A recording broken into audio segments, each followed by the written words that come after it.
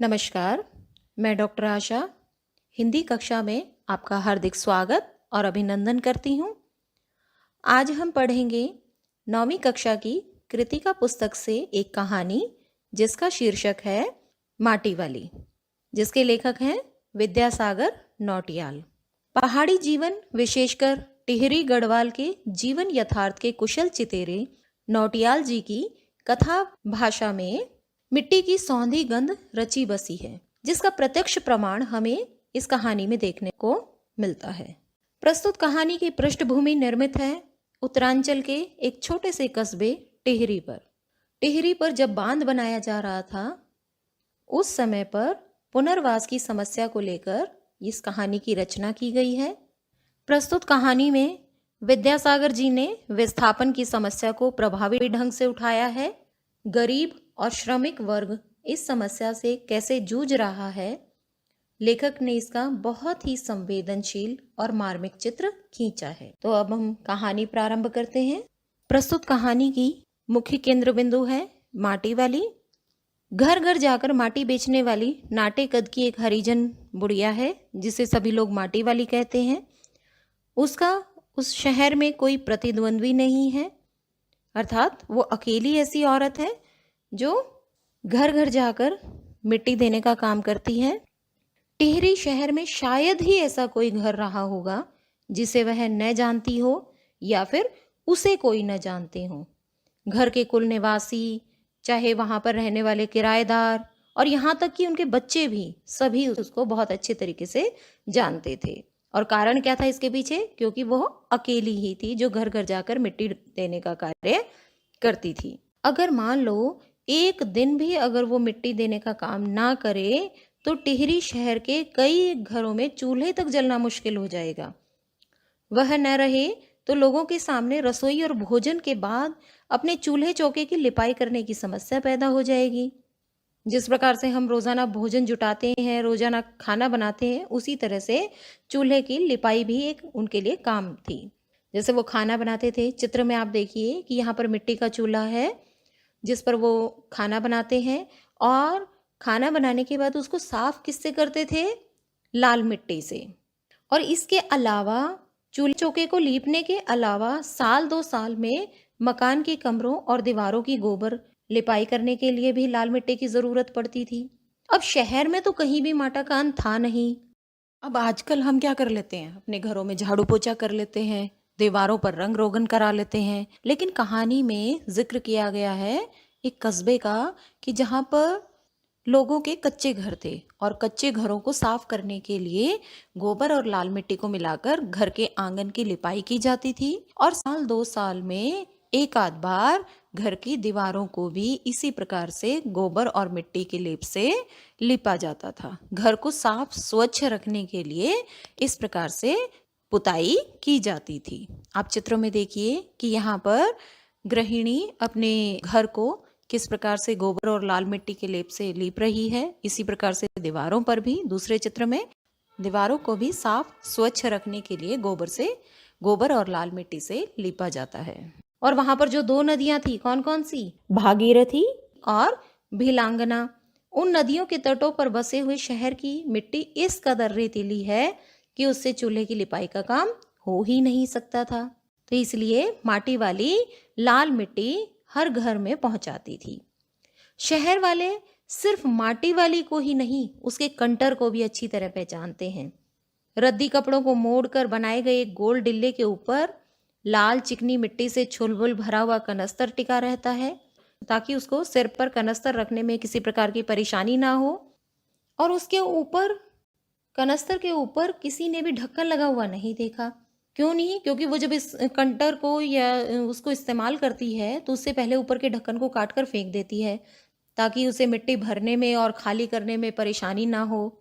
यहाँ पर चित्र में देखिए कि एक कनस्तर किस प्रकार का है, कि एक उसका जो पात्र है, मिट्टी ढोने का पात्र कैसा है, और बाद में वो उसे ऊपर के हिस्से को काट कर इस प्रकार से खुला रख लेती है। तो एक लड़की दौड़ते हुए आती है कि मेरी माँ ने कहा है जरा हमारे यहाँ भी आना। तो माटी वाली कहती है अभी आती हूँ, और उसके बाद वो उस घर में चल पड़ती है। घर की मालकिन ने उसे देखा तो उसे कोने में मिट्टी खाली करने के लिए कहा, और फिर मालकिन क्या बोलती है, तू बहुत भाग्यवान है, चाय के टाइम पर आई है हमारे घर, भाग्यवान आए खाते वक्त। मतलब कि वो भाग्यशाली व्यक्ति होता है जो खाने के समय पर आता है। और इस प्रकार से वो रसोई में गई, रसोई से 2 रोटियां लेकर आई और आकर माटी वाली को देकर दोबारा से रसोई में काम करने चली गई।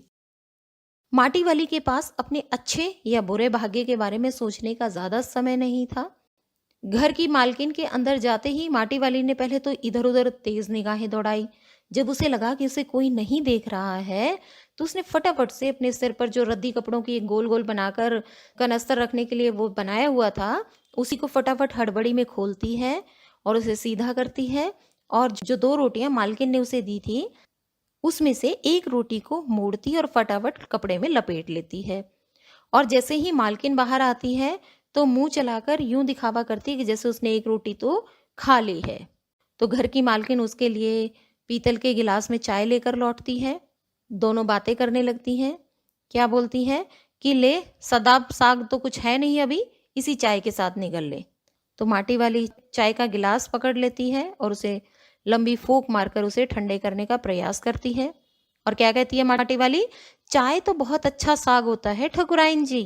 तो मालकिन बोलती है, भूख तो अपने आप में साग होती है बुढ़िया, भूख मीठी कि भोजन मीठा। तुम फिर वो बूढ़ी औरत पीतल के गिलास की ओर निगाह दौड़ाते हुए कहती है, तुमने अभी तक पीतल के गिलास संभाल कर रखे हैं? पूरे बाजार में कहीं भी किसी भी घर में चले जाओ, ऐसे गिलास नहीं मिलते। तो मालकिन कहती है कि इनके खरीदार भी हमारे घर पर कई चक्कर काट कर गए थे, लेकिन पुरखों की गाड़ी कमाई से हासिल की गई चीजों को हराम के भाव बेचने का मेरा दिल गवाही नहीं देता। पता नहीं हमारे पूर्वजों ने कैसे पेट सिकोड़ कर या एक एक पैसा बचाकर हमारे लिए इन चीजों को खरीदा है, और अब हम उन्हें ऐसे ही बेच दें, इसके लिए तो मेरा दिल गवाही नहीं देता। और कांसे के बर्तन भी गायब हो रहे हैं सब घरों से। बूढ़ी औरत बोलती है, माटी वाली बोलती है, इतनी लंबी बात नहीं सोचते बाकी लोग। अब जिस घर में जाओ वहां तो या तो स्टील के भांडे दिखाई देते हैं या फिर कांच के या चीनी मिट्टी के।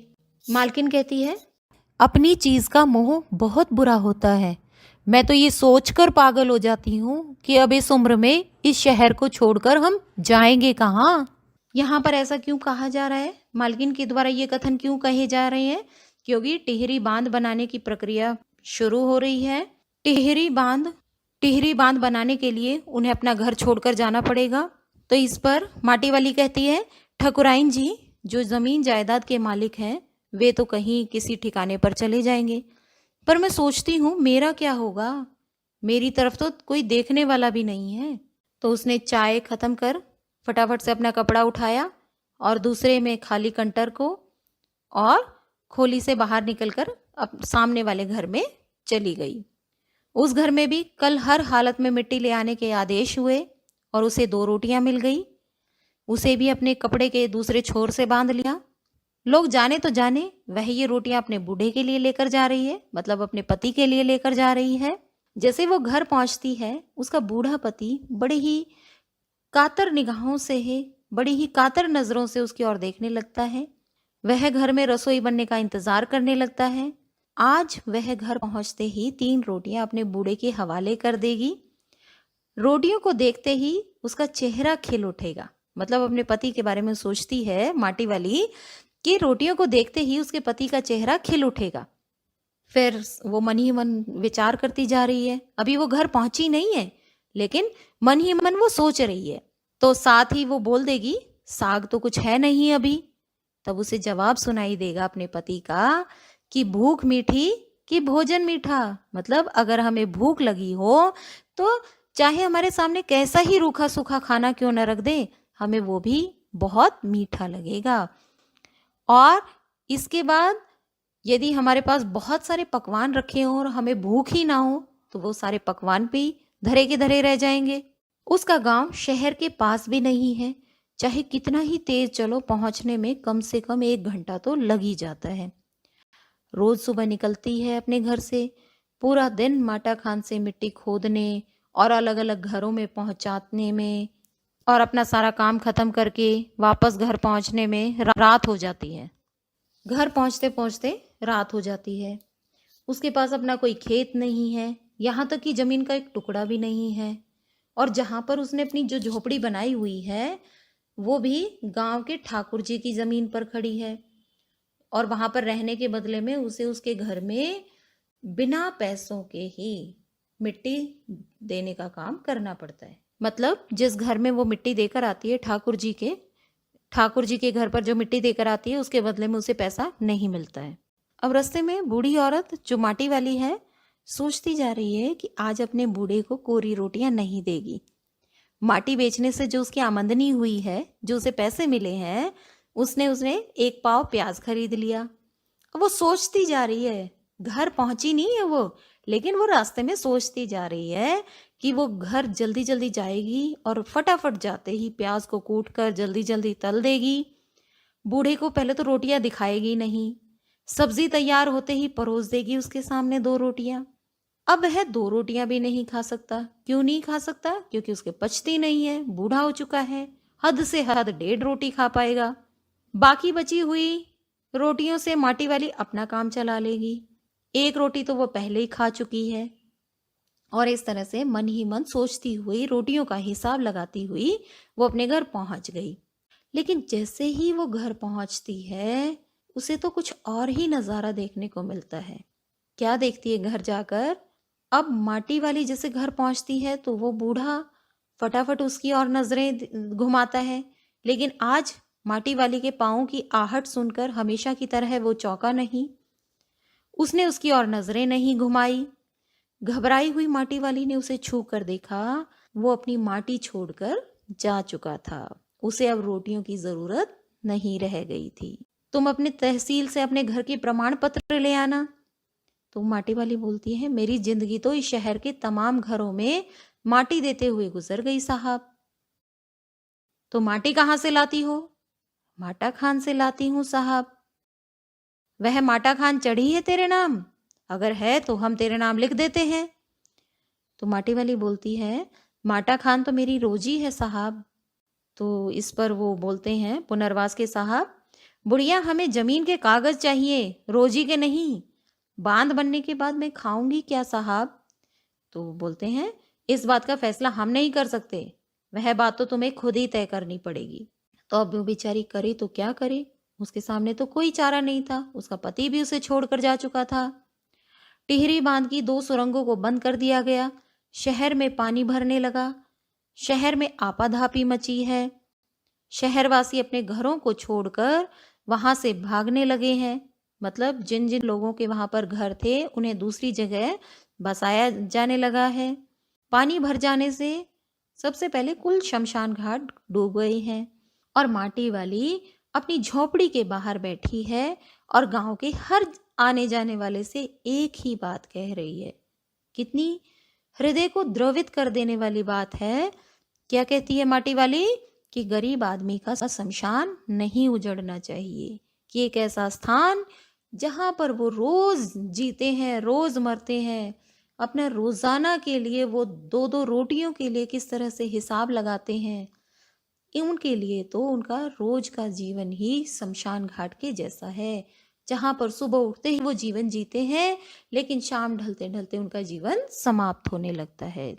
तो यही कहती है बूढ़ी औरत कि गरीब आदमी का शमशान नहीं उजड़ना चाहिए, अर्थात गरीब आदमी जहां पर वो रहता है उससे वो जगह उससे नहीं छीनी जानी चाहिए।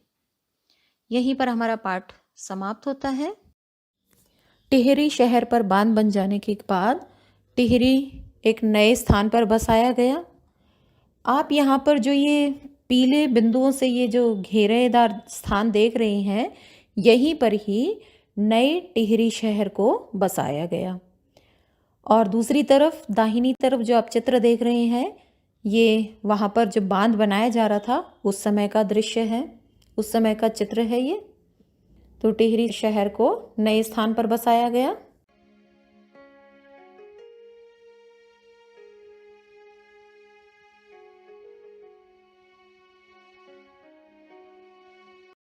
ऊपर मैंने 2 नदियों का जिक्र किया था।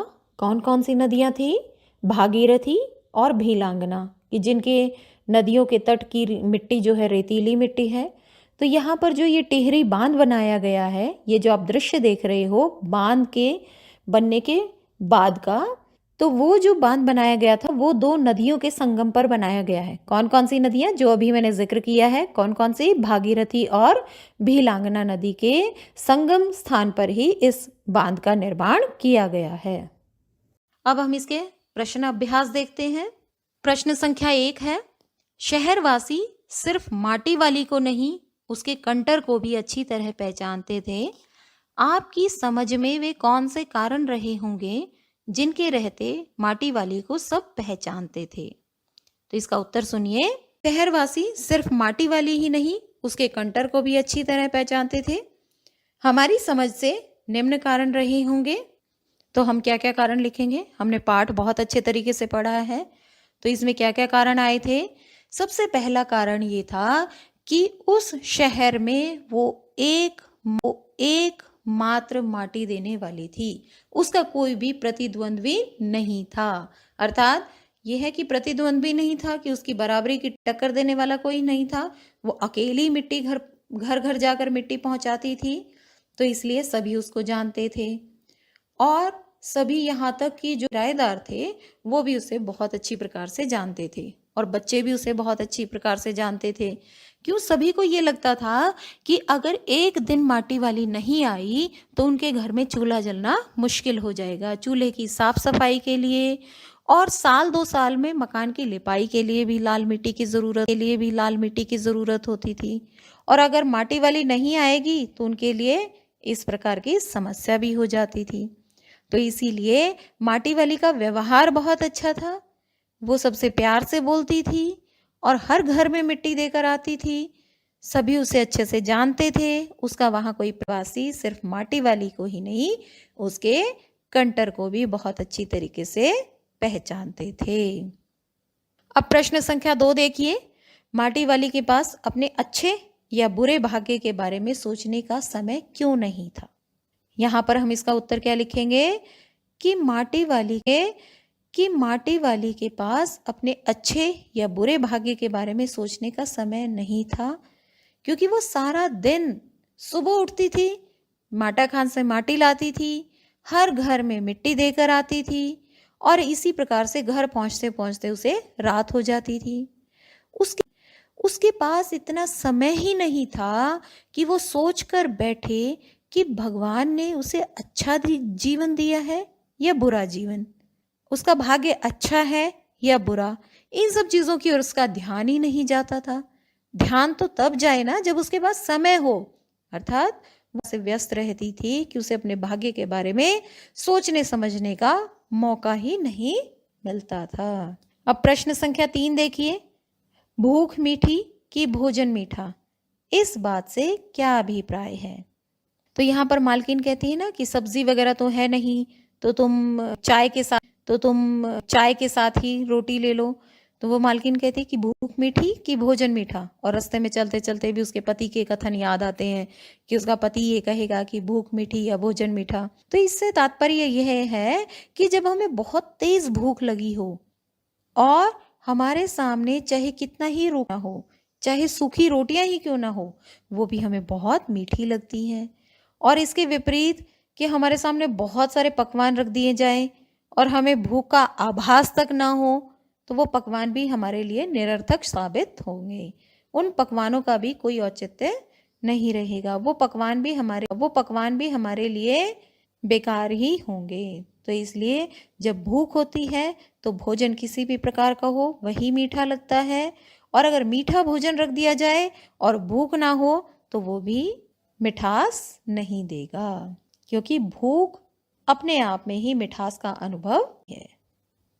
प्रश्न संख्या 4।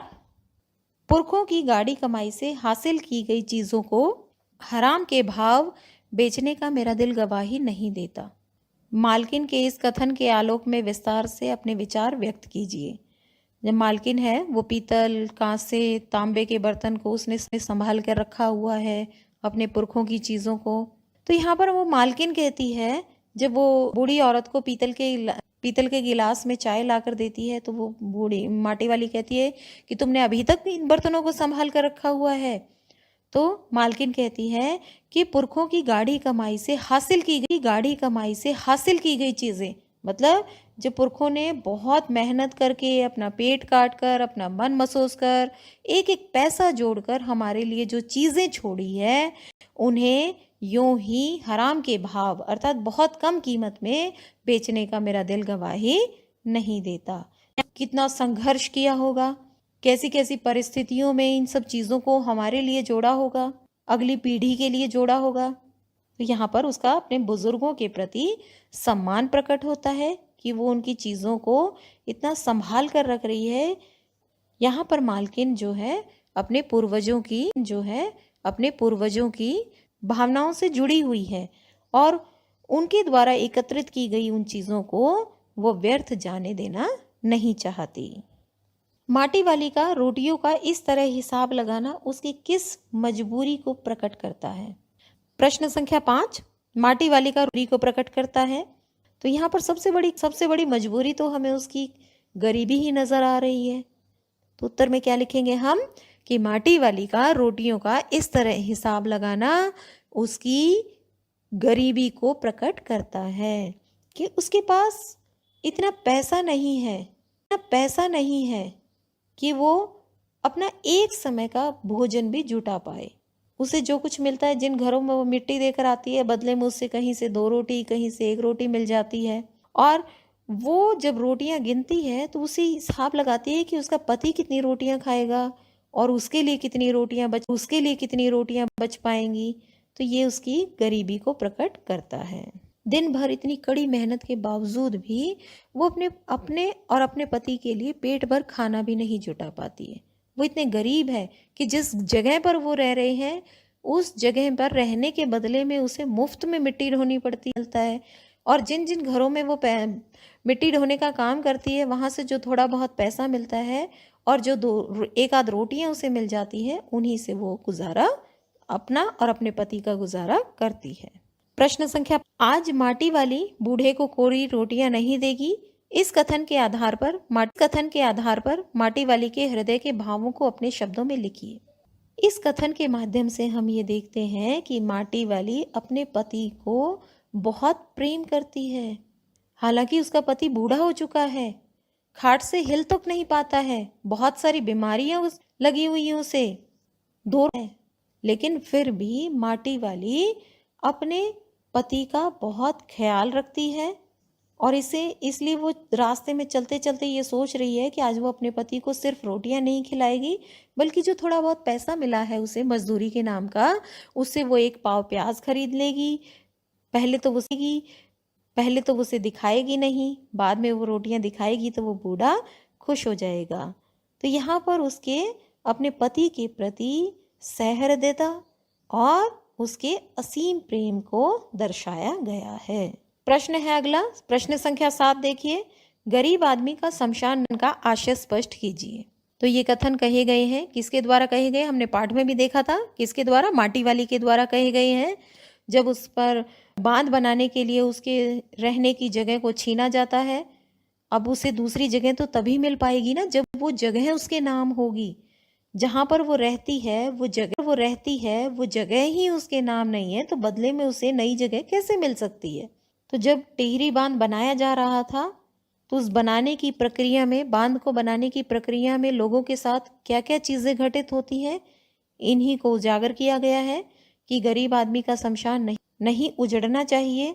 गरीब आदमी जो अपना जीवन यापन करने के लिए रोज जीवन जीता है और उसी स्थान पर रोज मरता है, फिर सुबह उठकर उसे अपनी दिनचर्या या अपनी रोजी रोटी की फिक्र करते हुए फिर से जीना पड़ता है। तो इसलिए उनके रहने के स्थान पर भी बहुत मुश्किल हो जाती है। अब कहते हैं शान ही उजड़ गया तो फिर इससे बढ़कर वो क्या चीज़ हो सकती है? फिर उसके लिए अंतिम ठिकाना और कौन सा होगा? तो यहाँ पर माटी वाली के द्वारा गरीब आदमी की वेदना को प्रकट किया गया है। प्रश्न संख्या 8, विस्थापन की समस्या पर अनुच्छेद लिखिए। विस्थापन मतलब एक स्थान से बलपूर्वक हटाना, मतलब दोबारा से स्थापना। कि जब कोई भी प्राकृतिक आपदा आती है या फिर कहीं पर पुनर्निर्माण किया जाता है तो स्थान पर रहने वाले लोगों को दोबारा से स्थापित किया जाता है, किसी और जगह जाता है। जब भी कोई प्राकृतिक आपदा आती है तो कुछ समय के लिए उन लोगों को वहाँ से वो स्थान छोड़कर जाना पड़ता है, लेकिन जब सब कुछ ठीक हो जाता है तो वापस वो अपने स्थान पर आकर रह सकते हैं। अब हम भारत पाक विभाजन को कैसे भूल सकते हैं? उस समय भूल सकते हैं। उस समय भी विस्थापन की समस्या बहुत ज्वलंत समस्या थी। लोगों को अपने घर छोड़कर किसी दूसरे स्थान पर जाकर बसना पड़ा था। तो इस प्रश्न का उत्तर विद्यार्थियों की रचनात्मक क्षमता के आधार पर लिखा जा सकता है कि समस्या में किन किन समस्याओं का सामना करना पड़ता है, लोगों को किन किन परेशानियों से गुजरना पड़ता है, उन सब बातों का जिक्र किया जा सकता है। लेकिन यहाँ पर विस्थापन की समस्या कौन सी है? यहाँ पर जो जिक्र किया गया है विस्थापन की समस्या का, वो टिहरी बांध बनाया जा रहा है, वहाँ पर बनाया जा रहा है जहाँ पर लोग रहते हैं। समय पर लोगों को वहां से हटाकर किसी दूसरे स्थान पर बसाया गया था। अगर लोग वहीं टिके रहें तो सब कुछ जलमग्न हो जाएगा, तो इसीलिए वहां पर रहने वाले लोगों को किसी और जगह पर स्थापित किया गया है। तो बांध बनाने के बाद विस्थापन की बहुत बड़ी समस्या सामने आई थी। सरकार उनकी जमीन और रोटी तो छीन ही लेती है, लेकिन दूसरी जगह स्थापित करने के उन्हें बहुत सारी समस्याओं से जूझना पड़ता है।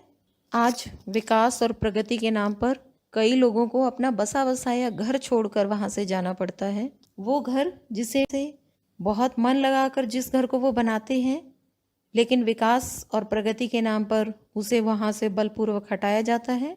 उन्हें वो जगह छोड़कर जाना पड़ता है, उन्हें उस जगह को छोड़ना पड़ता है, और सरकार इसके बदले में उन्हें रहने के लिए नई जगह देती है। लेकिन एक स्थान से जितना लगाव है, जिस घर से उनका इतना प्रेम है, वो आसानी से छूट नहीं पाता। और जिस नए स्थान पर जब वो जाकर रहने लगते हैं, वहाँ पर उन्हें मूलभूत सुविधाएं भी नसीब नहीं होती हैं। तो इसलिए विस्थापित होने में उन्हें बहुत सारी समस्याओं का सामना। आशा है ये पाठ आपको अच्छे से समझ में आ गया होगा। धन्यवाद।